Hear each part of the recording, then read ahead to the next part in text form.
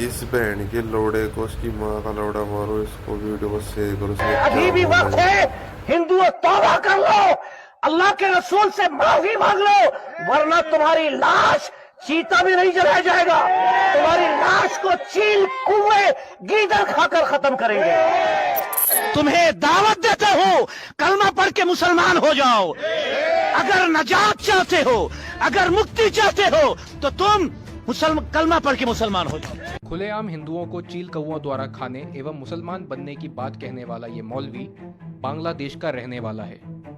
जब ये कट्टरपंथी मौलवी भारतीय हिंदुओं के लिए इस तरह की बात खुलेआम कर रहा है, तो बांग्लादेश में हिंदुओं की क्या स्थिति होगी, उसका अनुमान सहज ही लगाया जा सकता है। ক্ষতি করেছি কেজি দিয়ে দাও, ওরা আমাদের কোনো কথা শুনে না শুনে তারপরে আমার গলা টিপে ধরে, আমার গলাতে আঁচড়ি হওয়ার পরে আমার মাথাতে ডাং দেয়, মাথাতে ডাং দেওয়ার পরে আমাকে কাঁধের তলে পড়তে থাকে, খালি আমার মাথা বার করে থাকে, আর ওরা মনে করছিল যে আমি মারা গেছিলাম। তারপরে बंगाल की धरती पर हिंदुओं के नरसंहार की शुरुआत 13वीं शताब्दी में हुई, जब मुसलमान आक्रांता बख्तियार खिलजी ने राजा लक्ष्मण सेन के समय बंगाल पर आक्रमण किया था।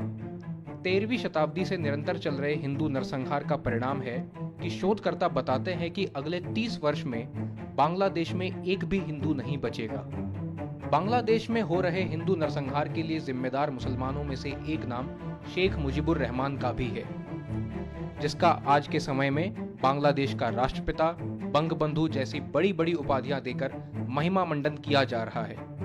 भारत सरकार द्वारा मुजीबुर रहमान के सम्मान में डाक टिकट जारी किए जा रहे हैं, शांति पुरस्कार दिए जा रहे हैं। प्रधानमंत्री नरेंद्र मोदी सहित ज्यादातर नेता मुजीबुर रहमान की प्रशंसा करते घूम रहे हैं और इसे एक महान हस्ती के रूप में स्थापित करने के लिए उतारू हैं।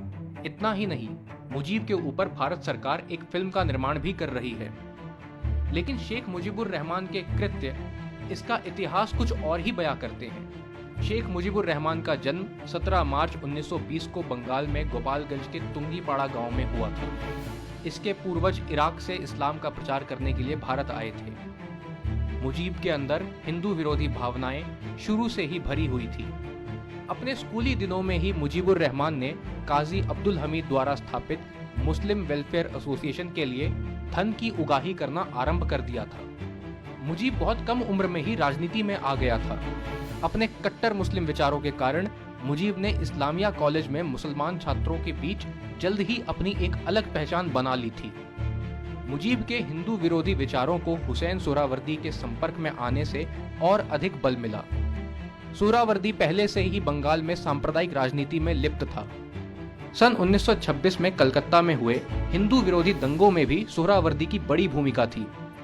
इस समय सोहरावर्दी मुस्लिम लीग का बड़ा नेता और कलकत्ता का डिप्टी मेयर था। सोहरावर्दी ने मुजीब की हिंदू विरोधी मानसिकता को शुरुआती दिनों में ही पहचान लिया था और मुजीब को अपने संरक्षण में ले लिया था।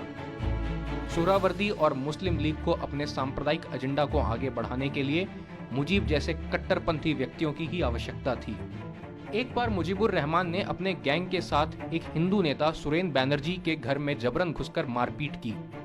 इस घटना के एक सप्ताह बाद मुजीब को हत्या, लूटपाट और सांप्रदायिक दंगों के आरोप में हिरासत में ले लिया गया था। लेकिन सोहरावर्दी से अपने संबंधों के कारण वह आसानी से बच निकला। मुजीबुर रहमान सत्ता में हिंदुओं की भागीदारी के बिल्कुल विरुद्ध था।